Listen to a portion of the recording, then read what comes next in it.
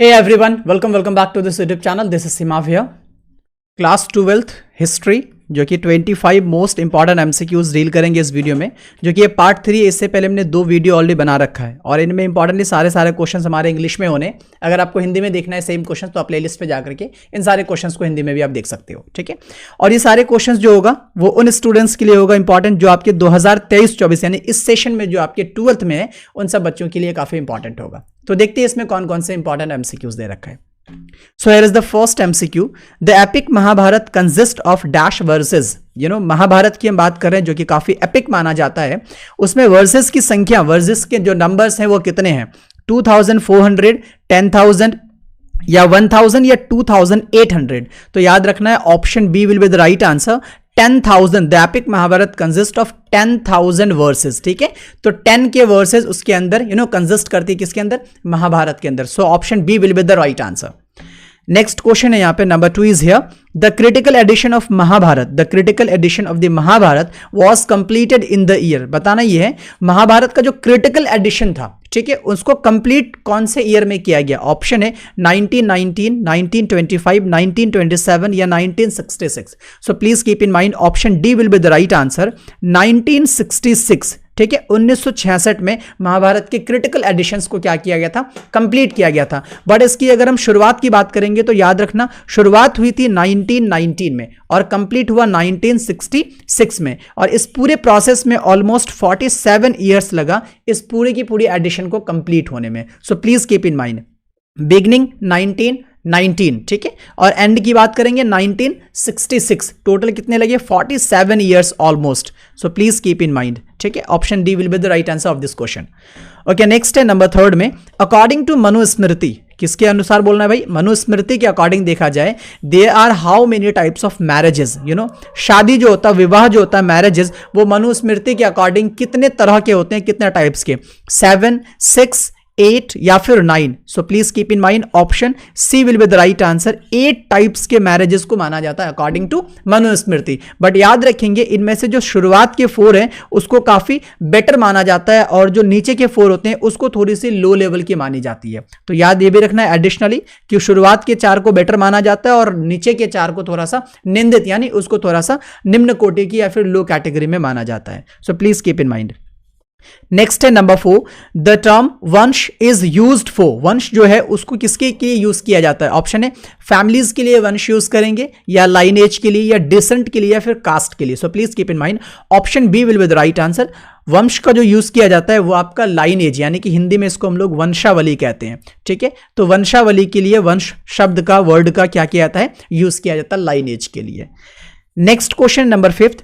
धर्मसूत्राज was compiled in. Dharmasutras, जितने भी धर्मसूत्राज हैं उसको किस भाषा में, किस लैंग्वेज में क्या किया है? कंपाइल किया गया है, उसको कलेक्ट किया गया है। ऑप्शन में पाली लैंग्वेज या फिर हिंदी लैंग्वेज या संस्कृत या फिर ब्राह्मणी, ठीक है। So please keep in mind option C will be the right answer.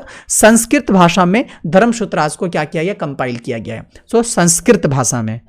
Next question है नंबर 6 में। Which of the following refers to the marriage within a unit. देखो भाई, अगर हम मैरिज की बात करें और वो अपने यूनिट के अंदर ही अगर किया हो, कुछ ऐसी शादियां, कुछ ऐसे विवाह, कुछ ऐसे मैरिजेस जो यूनिट के अंदर ही करता हो, तो इस तरह के मैरिज को हम क्या बोलते हैं? एक्सोगेमी बोलेंगे या एंडोगेमी बोलेंगे या पॉलीएंड्री बोलेंगे या फिर none of these. So please keep in mind अगर विद इन अ यूनिट बोला जाए तो यहां पे हो जाएगा आपका एंडोगेमी, ठीक है। एंडोगेमी बोलेंगे जिसे हिंदी में हम लोग अंतर विवाह कहते हैं, ठीक है। और अगर यहीं पे आउट ऑफ द यूनिट होता कि यूनिट से बाहर जब शादियां होती है तो उसको एक्सोगेमी कहते हैं जिसे हम लोग हिंदी में बहिर्विवाह कहते हैं। So please keep in mind यहां पे हम बात करें marriage within a unit, within a unit. So in this case you have to take it out, option B endogamy. अगर आपका आउट ऑफ द यूनिट होगा तो उसके आप एक्सोगेमी लगाएंगे। So please keep in mind. Next है number 7 में। In the case of the Satavahana succession throne was. अब क्या देखेंगे हम लोग किसके केस में? सातवाहन के केस पे आप अगर फोकस करो और जो उसके थ्रोन उसके जो गद्दी होता है ना, राजगद्दी जिसको हम लोग बोलते हैं, उसके जो सक्सेसर्स होते हैं वो क्या होते थे? मैट्रिलिनियल होता था या फिर पैट्रिलिनियल होता था या फिर इनमें से दोनों, बोथ ए एंड बी, या फिर इनमें से दोनों भी नहीं, नाइदर ए और नॉट बी। तो याद रखना option B will be the right answer. Satavahana के केस में जो आपकी उसके राजगद्दी जो होता था, उसके जो थ्रोन पे जो बैठते थे, उसके जो सक्सेसर्स होते थे, वो पैट्रिलिनियल होता था। पैट्रिलिनियल दैट मीन्स कि वो फादर से रिलेट करते थे, माँ वाला रोल नहीं होता था। बाप का जो बेटा होगा वो उनका जो बेटा होगा वो उनका जो बेटा होगा, ये तो इस सिस्टम को हम लोग क्या बोलते हैं, पैट्रिलिनियल, जिसको हम लोग हिंदी में पितृसत्तात्मक कहते हैं। तो ये फॉलो किया जाता था सातवाहन के केस में। So please keep in mind patrilineal will be the right answer of this question number 7। Next है नंबर 8 में, the term used for the names derived from the name of the mother of female ancestors is called. So the next question is just relate to the previous question. यहां पे बोला जा रहा है कि वो टर्म कौन सा यूज करते हैं जब हम लोग नाम को डिराइव करते हैं, किसके नाम से, मदर या फिर फीमेल एंसेस्टर्स के नाम से डिराइव करते हैं, तो उस सिस्टम को, उस टर्म को हम क्या नाम देते हैं, मैट्रिलिनी बोलते हैं, मैट्रिमोनियल बोलेंगे, या फिर मैट्रोनिमिक बोलेंगे, या मैट्रिलिनियल बोलेंगे। So please keep in mind option C will be the right answer. इस तरह के केस को इसमें क्या टर्म यूज करेंगे, मैट्रोनिमिक यूज करेंगे। Option C will be the right answer. Next question number 9 में, the term vanik in Sanskrit inscriptions in use to designate, किसकी बात करें, टर्म देखा है वनिक। वनिक हम हिंदी में लाइक इस तरह से लिखते हैं, वनिक की बात करें जो संस्कृत इंस्क्रिप्शन में यूज किया गया है, तो वो किसको डेजिग्नेट करने के लिए, किसको बताने के लिए यूज करते थे, मर्चेंट्स को, सोल्जर्स को, ट्रेडर्स को, या फिर फार्मर्स को। So please keep in mind option A will be the right answer. Vanik का जो यूज किया जाता था संस्कृत इंस्क्रिप्शंस में, वो मर्चेंट्स को यानी व्यापारियों को दिखाने के लिए, उसको डेजिग्नेट करने के लिए वनिक शब्द का यूज किया जाता था। So please keep in mind option A will be the right answer, the term vanik in Sanskrit inscriptions. Okay, next है number 10, which of the following is correct. इनमें से 4 स्टेटमेंट दे रखा है, इन 4 स्टेटमेंट में से कौन सा स्टेटमेंट आपका सही है। पढ़ते हैं यहां पर, Brahmans were supposed to study and teach the Vedas, या फिर Kshatriya were expected to engage in agriculture, Vaishyas were engage in warfare, ठीक है, Shudras were engage in any work which they liked. कह रहा है पहला कि ब्राह्मण, जिसको क्या सपोज किया जाता था कि वो वेद को स्टडी करेंगे या फिर टीच करेंगे, ये सिर्फ और सिर्फ परमिशन किसको था, ब्राह्मण्स को तो बिल्कुल था। तो इस हिसाब से ऑप्शन ए तो हमारा सही है, जो कि हम लगा भी देते हैं। बट दूसरा ऑप्शन देखते हैं, Kshatriya were expected to engage in agriculture, बिल्कुल गलत है। क्षत्रिय से ये एक्सपेक्ट नहीं किया जाता था कि वो एग्रीकल्चर में एंगेज रहे, बल्कि वो इससे ये एक्सपेक्ट किया जाता था कि वो वॉरफेयर में क्या रहे, एंगेज रहे। तो इस वजह से ये गलत है। और वेश्या की जहां तक मामला है, वो वॉरफेयर में एंगेज रहे, ये बिल्कुल उसको एक्सपेक्ट नहीं किया देते। वेश्या से ये एक्सपेक्ट किया था वो एग्रीकल्चर हो जाए या ट्रेड हो जाए या कोई भी बिजनेस हो जाए, वो उनमें से क्या रहे, उनसे जुड़े रहे, उनमें एंगेज रहे। और जहां तक शूद्रास की बात करते हैं, तो शूद्रास ऐसा कोई काम नहीं करता था जिनसे उसको खुशी मिले, बल्कि वो ऐसा काम करते थे जिसमें वेश्या, क्षत्रिय और ब्राह्मण, इन तीनों की सेवा, इन तीनों की सर्विस करनी पड़ती थी। किनको, शूद्रास को। तो इस हिसाब से डी गलत है, सी भी गलत है और बी भी गलत है, और ए आपका कंप्लीटली सही हो जाएगा। नेक्स्ट क्वेश्चन है नंबर 11 में, द श्रृंग्स एंड कनव्स, श्रृंगास बोलेंगे यहां पर या फिर कनव बोल दो, जो कि इमीडिएट सक्सेसर था किसका, मौर्यास का। इमीडिएट सक्सेसर था, तुरंत वो तत्काल कह सकते हो आप सक्सेसर, उसके उत्तराधिकारी थे कौन, श्रृंगास और कनव। बट बताना ये कि ये क्या थे, ब्राह्मण थे, क्षत्रिय थे, या फिर ऑफ लो ओरिजिन के थे, या फिर मलेच्छास थे। तो याद रखना है ऑप्शन ए होना है। जो कनव और श्रृंगास था, जो कि मौर्य के इमीडिएट सक्सेसर था, वो एक्चुअली में क्या थे, ब्राह्मण थे। इस वजह से ऑप्शन ए यहां पे सही आंसर हो जाएगा। नेक्स्ट क्वेश्चन है number 12, according to the shastras, shastras के अकॉर्डिंग देखा जाए, हु कुड बी किंग, राजा कौन हो सकता था, हु कुड बी किंग। तो ऑप्शन है यहां पर वॉरियर, क्षत्रिय, या फिर who had power to rule, या फिर ब्राह्मण। तो याद रखना ऑप्शन बी होगा, क्योंकि राजा वही हो सकता था जो क्षत्रिय वर्ण से बिलोंग करते थे, जो क्षत्रिय वर्ण से बिलोंग करते थे वही आपके क्या हो सकते थे, राजा हो सकते थे, according to shastras. So please keep in mind option B. Next है नंबर 13 में, who were engage in agriculture, pastoralism and trade. अभी अभी हमने कुछ देर पहले डील करा कि एग्रीकल्चर, पैस्टोरलिज्म और ट्रेड से जो इंगेज रहते थे उनको क्या बोलते थे, क्षत्रिय, ब्राह्मण, शूद्रास या फिर Vaishyas. So please keep in mind option D will be the right answer. जो एग्रीकल्चर, पैस्टोरलिज्म या फिर ट्रेड में जो इंगेज रहते थे उसको वेश्यास कहते थे। क्या कहते थे, वेश्यास। जहां तक बात है अगर क्षत्रिय का, तो क्षत्रिय वॉरफेयर में यानी युद्ध में क्या रहते थे, इंगेज रहते थे। ब्राह्मण कहाँ इंगेज रहते थे, टीचिंग में या फिर वेद को रीड करने में या फिर टीच करने में, वेदास को, ठीक है, उसमें इंगेज रहते थे। और शूद्रास जो था वो आपके क्षत्रिय, ब्राह्मण और वेश्या की सर्विस करने में, उसका सेवा करने में इंगेज रहते थे। So please keep in mind option D यहां पे सही आंसर होगा, जो कि वैश्या होना है, जो एग्रीकल्चर, पैस्टोरलिज्म और ट्रेड में इंगेज रहते थे। So please keep in mind. Next है number 14, Eklavya belong to which class. Eklavya जो क्लास से बिलोंग करता था, वो कौन से क्लास से बिलोंग करते थे, ब्राह्मण से, निषाद से, या स्लेव, या फिर untouchable. So option B will be the right answer. Eklavya Nishad group, Nishad class से क्या करते थे, बिलोंग करते थे, निषाद, ठीक है, एकलव्य की केस में।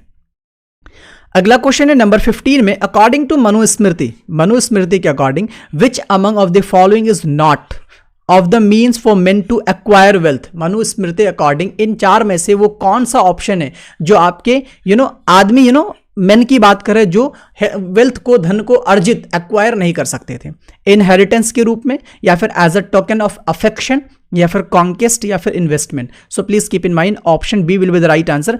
As a token of affection, ये जो आपके इसके जरिए जो पैसे आते थे इनको एक्वायर नहीं कर सकते थे कौन, मैन, यानी कि आदमी जो होते थे वो, किसके अनुसार, मनुस्मृति के अकॉर्डिंग, उसके अनुसार। So as a token of affection वो पैसे को या फिर धन को या फिर कोई भी वेल्थ हो उसको एक्वायर नहीं कर सकते थे, बल्कि इनहेरिटेंस के तौर पर, यानी जो विरासत में मिली है उसको रख सकते थे, कॉन्केस्ट जो जीत के लाया हो उसे भी रख सकते थे, और इन्वेस्टमेंट जो आप उन्होंने इन्वेस्ट करके जो कमाया हो उसको भी एक्वायर कर सकते थे उस वेल्थ को, but as a token of affection वो एक्वायर नहीं कर सकते थे according to Manusmriti, man. So keep in mind.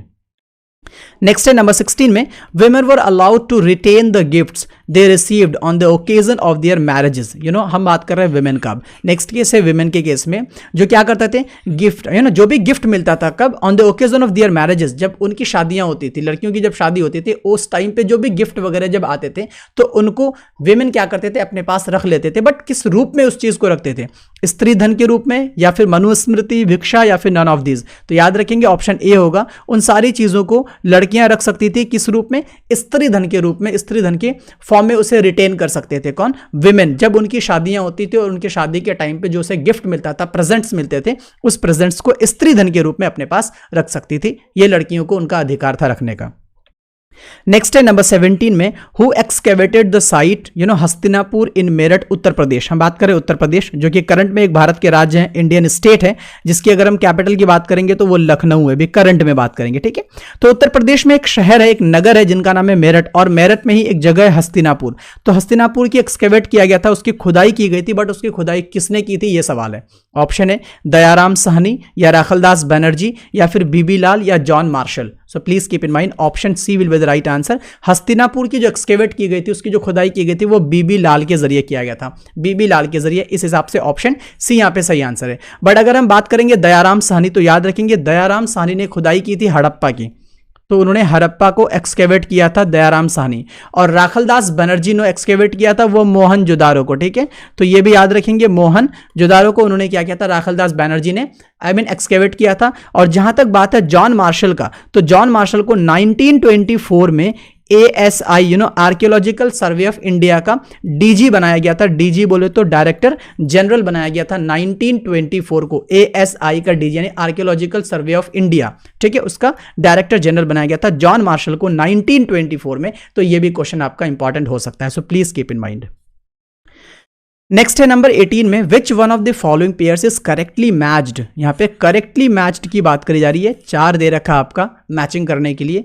वैश्या जो कि engage in warfare, Shudra engage in agriculture, Kshatriya serving the 3 higher varnas, या फिर ब्राह्मण जो थे आपके study and teach the Vedas. So please जो करेक्टली मैच है वो बताना है। तो मेरे को यहाँ पे ऑप्शन डी दिख रहा है जो कि ब्राह्मण के बारे में बोल रहा है, जो स्टडी और टीच ये दोनों कर सकते थे किसको, वेदास को। तो इस पॉइंट ऑफ व्यू से ऑप्शन डी आपका सही आंसर है। लेकिन जब हम बात करेंगे वेश्या को, तो वेश्या वॉरफेयर में एंगेज नहीं था, बल्कि वेश्या आपके एग्रीकल्चर में एंगेज थे, ठीक है। और जहां तक वेलफेयर में एंगेज की बात करें तो वो क्षत्रिय थे, ठीक है। और शूद्रास की बात करें तो शूद्रा आपके जो 3 हायर वर्णास थे उनके लिए क्या करते थे, सर्व करते थे, उन पे सर्विस करते थे उनके लिए। तो ऐसे में आपका ये ऊपर के 3 गलत है, और लास्ट के जो चौथा ऑप्शन है डी में वो आपका सही है, जो कि Brahman study and teach the Vedas. So this option is the correct of this question answer. Next है number 19, which one of the following, मेरे ख्याल से यहां पे थोड़ा सा स्पेलिंग मिस्टेक है, विच one of the following pairs is incorrectly matched. अब देखना यहां पर जो आपके यहां पर करेक्टली मैच नहीं है, जो गलत है उसको क्या करना है, टिक करना है। देखो क्रिटिकल एडिशन ऑफ महाभारत, जो महाभारत की जो क्रिटिकल एडिशन लिखी गई थी 1966 में, जिसको पूरा किया गया, वो VS सुक्तांकर के जरिए लिखा गया था। दूसरा है the Bhagavad Gita, advice offered by the lord Krishna to Arjuna, ये एडवाइस दी गई थी अर्जुन को, लॉर्ड कृष्णा ने दी थी। या Purusha Sukta in the Rigveda created by Brahman, जो आपके ऋग्वेद में जो पुरुष सूक्त है उसको ब्राह्मण ने लिखा है, उसको क्रिएट किया, रचित किया है, या फिर Manusmriti let down the duties of the Chandalas, जो उसमें चंडाल के बारे में उसकी जो ड्यूटीज था उसके बारे में, उनके कर्तव्यों के बारे में लिखा गया मनुस्मृति में। तो याद रखना कौन सही मैच नहीं हो बताना है, तो याद रखेंगे ऑप्शन सी होगा जो आपके सही मैच नहीं है। यहां पे जो बोला गया पुरुष सूक्त इन ऋग्वेदा क्रिएटेड बाय ब्राह्मण्स, ये बिल्कुल ब्राह्मण ने क्रिएट नहीं किया था, इस वजह से ऑप्शन सी हो जाएगा। जहां तक क्रिटिकल एडिशन जो महाभारत का था जो 1966 में पूरा हुआ, वो सही बात है कि वीएस सुक्तांकर ने क्या किया था, उसको कंप्लीट किया था, ये सही है। और दूसरा भगवत गीता की बात करेंगे तो advice offered by the lord Krishna to Arjuna, ये भी बिल्कुल सही है। और लास्ट में जो मनुस्मृति के बारे में बोला गया let down the duties of the Chandalas, ये भी बिल्कुल सही है। सो इस हिसाब से ऑप्शन सी यहां पे आपका सही आंसर हो जाएगा, जो कि गलत मैचिंग की हुई है। अगला सवाल है नंबर 20 में, विच one of the following pairs is correctly matched. अब यहां पे बोल रहा है करेक्टली मैच्ड है, कौन सा वो बताओ। ऑप्शन है अष्टाध्यायी ऑफ पाणिनि 500 BC, चड़क और सुश्रुत संहिता जो कि 400 to 500 BC I mean CE के बारे में बोल रहे हैं। नाट्य शास्त्र ऑफ भरत जो कि 100 CE के बारे में बोल रहे हैं। पुरानास जो कि संस्कृत में था उसके बारे में बोल रहा है 400 BC ऑनवर्ड्स। तो यहां पे देखेंगे ऑप्शन ए यहां पे सही है, बाकी नीचे के तीनों गलत है। अष्टाध्यायी और पाणिनि जो था वो आपके 500 BC बिल्कुल सही दिया हुआ है, बाकी नीचे ये सीई में दिया हुआ है बिल्कुल गलत है, ये भी सीई में दिया बिल्कुल गलत है, और BC ऑनवर्ड्स पुरानास के बारे में दे रहा है ये भी बिल्कुल गलत है। इस हिसाब से ऑप्शन ए आपका सही हो जाएगा। अगला है नंबर 21 में, consider the following statements and choose the correct answers. यहां पे 4 आपके स्टेटमेंट दिया गया है, इसको कंसीडर करनी है, उसके बाद जो ऑप्शन सही है उनको यहां पे चूज करनी है। पहला दे रहा है the original version of Mahabharata is in Sanskrit, जो आपके ओरिजिनल वर्जन है महाभारत का वो संस्कृत में था, बिल्कुल एकदम से सही है ये। दूसरा है according to the Shastras only Kshatriya could be king, Shastras के अकॉर्डिंग क्षत्रिय ही किंग बन सकता था, राजा बन सकता था, बिल्कुल ये भी सही है। आगे बोला during the Mahabharata age gotras वो considered very important by the higher varnas of Hindu society. देखो महाभारत एज के अकॉर्डिंग या फिर उसके दौरान अगर देखा जाए जो गोत्र हुआ करता था उस वक्त हिंदू सोसाइटी में उसकी बहुत बड़ी भूमिका रहती थी, उसकी बहुत ज्यादा महत्वपूर्ण वैल्यू दिया जाता था, इंपॉर्टेंट रहता था उसका, तो ये भी बिल्कुल सही है। आगे बोला द महाभारत कंटेन विविध descriptions of battle forest place palaces and settlements. देखो भी महाभारत के अंदर अगर देखा जाए तो बैटल्स के बारे में, फॉरेस्ट के बारे में, पैलेसेस के बारे में और सेटलमेंट्स के बारे में बहुत ही बढ़िया तरीके से डिस्क्रिप्ट करता है। क्या ये भी सही है? तो ये भी सही है। तो इस हिसाब से ऑप्शन डी होना है जिनमें आपका ऑल ऑफ दीज आंसर आ जाएगा। So please keep in mind AOT आपका आंसर होना है ऑप्शन डी में, all of these. So please keep in mind. Next है आपका नंबर 22 में, arrange the following major textual traditions written और compiled in the Sanskrit language correct chronological sequence. So please keep in mind chronological sequence में से रखना है from earliest to latest. Earliest to latest इसको क्या करेंगे? अरेंज करेंगे। 4 ऑप्शन है, बोल रहे हैं रामायण, महाभारत, मनुस्मृति, मेजर धर्मसूत्राज या फिर पुराणाज। सो इन 4 में से देखेंगे तो ऑप्शन सी होगा। पहले तो आपका थर्ड में आ जाएगा। थर्ड में क्यों आएगा? क्योंकि यहाँ पर मेजर धर्मसूत्राज था, वो सबसे पहले लिखा गया, क्योंकि अर्लीस्ट टू लेटेस्ट आएगा तो सबसे पहले मेजर धर्मसूत्राज आएगा, फिर उसके बाद आपका नंबर 1 क्योंकि रामायण आ जाएगा, फिर उसके बाद आपका मनुस्मृति आएगा जो कि नंबर 2 है और यहाँ का 3रा हो जाएगा, और लास्ट में आपका नंबर 4 वाला आ जाएगा जो कि पुराणास के बारे में दे रखा है। ठीक है, वो तो लास्ट में आ जाएगा जो कि लेटेस्ट में आ जाना है। So option C will be the right answer of this question. So please keep in mind. अगला सवाल है नंबर 23 में, अरेंज द लोकेशन, लोकेशन की बात करेंगे following the cities of the कुरु पंचाला रीजन। कुरु पंचाला रीजन के कुछ सिटीज के बारे में दे रखा है या फिर उनके नेबरिंग एरियाज के बारे में दे रखा है, जिसे आपको करेक्ट सीक्वेंस में ईस्ट टू वेस्ट में क्या करनी है? अरेंज करनी है। ऑप्शन है अयोध्या, हस्तिनापुर, इंद्रप्रस्थ और कुशीनगर। सो please keep in mind option D will be the right answer. अब डी क्यों कह रहा हूं? क्योंकि नंबर 4 सबसे पहले होना, जो कुशीनगर है वो सबसे ईस्ट में चला जाएगा, तो कुशीनगर सबसे ईस्ट में जाएगा, आप मैप पे देख सकते हो। फिर उसके बाद आपका आ जाएगा अयोध्या। ठीक है, फिर अयोध्या जैसे ही कंप्लीट होगा उसके बाद आपको मिल जाएगा हस्तिनापुर नंबर 2 में, जो कि यहाँ का 3रा हो जाएगा। ठीक है, और लास्ट में नंबर 3 में आपको वेस्ट में देखने को मिल जाएगा इंद्रप्रस्थ। सो इस हिसाब से ऑप्शन डी होना है, जो कि पहले आएगा कुशीनगर, फिर अयोध्या, फिर हस्तिनापुर, फिर इंद्रप्रस्थ। सो प्लीज कीप इन माइंड। ये आप मैप पे भी देख सकते हो, मैपिंग करके आपके 11 जो 12th के आपका फर्स्ट वाला बुक है पार्ट 1, आप उसको उसमें बढ़िया तरीके से मैच कर सकते हो। नेक्स्ट है नंबर 24 में, यहां पे मैच द फॉलोइंग लिस्ट 1 और लिस्ट 2, 2 लिस्ट दे रखे हैं। इन लिस्ट में से आपको मैचिंग करनी है। ब्राह्मण, क्षत्रिय क्षत्रिय या फिर वैश्य और शूद्र। यहां पे दे रखा है administer justice, study and teach the Vedas, agriculture या फिर सर्व द हायर 3 वर्णास। देखो बहुत इजीली कर सकते हैं। ब्राह्मण का हम पहले मैच करने की कोशिश करते हैं, जो कि आपका 2 में जाके मिलेगा, क्योंकि ब्राह्मण जो कि उन्हीं को स्टडी और टीच करने का अधिकार था, उसी को अनुमति दी गई थी। आपका क्या में ब्राह्मण्स को वेदा के बारे में। तो मेरे ख्याल से ए का तो 2 हो जाना है, जो कि यहाँ पे मैच करते हैं। देखिए ए का 1 2 यहाँ पे दिख रहा है आपका, और ए का 1 2 यहाँ पे दिख रहा है। तो ऑप्शन क्या है, तो सी हो जाएगा या फिर आपका बी हो जाएगा। क्षत्रिय जो कि आपका एडमिनिस्टर जस्टिस था, जो कि आपके राजा बनते थे, वो आपका पूरा का पूरा एडमिनिस्टर संभालते थे। तो मेरे ख्याल से बी का तो 1 हो जाना है, ठीक है। तो बी का 1 आपको यहां दिख रहा है और बी का 1 आपका यहां पे दिख रहा है। अगला देखेंगे वेश्या के बारे में। तो याद रखना है वेश्या को आपका एग्रीकल्चर जो भी ट्रेड वगैरह था, पेस्टोरलिज्म वगैरह यानी बिजनेस वगैरह, उनमें से उसको अनुमति दी गई थी कि आप ये सब काम करोगे। तो वेश्या सी का 3 हो जाएगा, सी का 3 हो जाएगा, जो कि सी का 3 यहां पे दे रखा है और यहां पे नहीं दे रखा है। तो इस हिसाब से ऑप्शन सी यहां पे सही आंसर हो जाएगा। और लास्ट में शूद्रास जो है वो आपके जो 3 हायर वर्णास थे उनको क्या करना था, उनको सर्व करना था। इस हिसाब से डी का आपका 4 हो जाएगा। तो इस हिसाब से ऑप्शन सी यहां पे आपका सही आंसर हो जाएगा, जो कि लिस्ट 1 और लिस्ट 2 जाकर के मैच हो पा रही है। नेक्स्ट क्वेश्चन है नंबर 25, जो कि इस सेशन का लास्ट क्वेश्चन है, ठीक है। इस वीडियो सेशन का लास्ट क्वेश्चन है, जो कि कुछ इस तरह से है। इन द अर्ली वैदिक पीरियड, हम अर्ली वैदिक पीरियड की बात कर रहे हैं, जब वर्णा सिस्टम जो बेस्ड था वो किस पे बेस्ड था, एजुकेशन पे, बर्थ पे, ऑक्यूपेशन पे या फिर प्लेस पे। तो याद रखेंगे वर्णा सिस्टम जो बेस्ड था वो आपके ऑक्यूपेशन पे था। ऑप्शन सी यहां पे सही आंसर होगा। तो आपको पता होगा 4 वर्णा सिस्टम में ये बटा हुआ था। पहला था आपका ब्राह्मण, फिर आता था क्षत्रिय, फिर आता था आपका वैश्याज, फिर लास्ट में आता था शूद्राज। अब ब्राह्मण का काम था आपके वेद को क्या करना था, पढ़ना था या फिर पढ़ाना था। ये 2 काम था उसका, टीच या फिर स्टडी में चलता था, जो कि नंबर 1 में था, ठीक है। और नंबर 2 में आपका क्षत्रिय आता था, और क्षत्रिय का एक काम था जो वॉरफेयर से जुड़े रहते थे। वॉरफेयर मतलब युद्ध से जुड़े रहते थे, जो राजा महाराजा बनते थे और जो चारों तरफ के क्षेत्र को प्रोटेक्शन देते थे। ये नंबर 2 में आ गया। और तीसरा में जो वेश्या आता था, और वेश्या का सबसे बड़ा काम था वो ट्रेड कर सकते थे, वो एग्रीकल्चर से जुड़े सारे काम कर सकते थे, ठीक है। तो जो तीसरे नंबर पे थे वेश्या बोलते हैं उसको। और नंबर लास्ट में जो था आपका शूद्राज, वो शूद्राज का एक ही काम था, जो ऊपर के हायर के 3 जो आपके वर्ण थे, ब्राह्मण, क्षत्रिय और आपके क्या कह सकते हो आप, वेश्याज, इन तीनों को क्या करना था, उनको सर्व करना था। ये काम था आपके लास्ट वाले शूद्राज का। सो ये आपका था वर्णा सिस्टम, जो कि बेस्ड था कंप्लीटली ऑक्यूपेशन पर। तो ये था लास्ट क्वेश्चन आपका 25 के बारे में। होप कि आपको सारे के सारे क्वेश्चन समझ में आ गए होंगे, एंड उम्मीद करता हूँ ये आप प्रिपरेशन करते रहो कि ये सारे क्वेश्चन आपके लिए बेनिफिशियल साबित हो। एंड लास्ट में thank you so much for watching the entire video. And lastly एक रिक्वेस्ट है कि आप अगर चैनल पे नए और सब्सक्राइब नहीं किया हो, please do subscribe and press the bell icon. And video अच्छा लगे तो please do like also, and comment करें, शेयर करें भी लोगों को, दोस्तों को जिनको ज़रूरत है, खासतौर से उन तक पहुँचाएँ। That is all. Thank you so much, take care.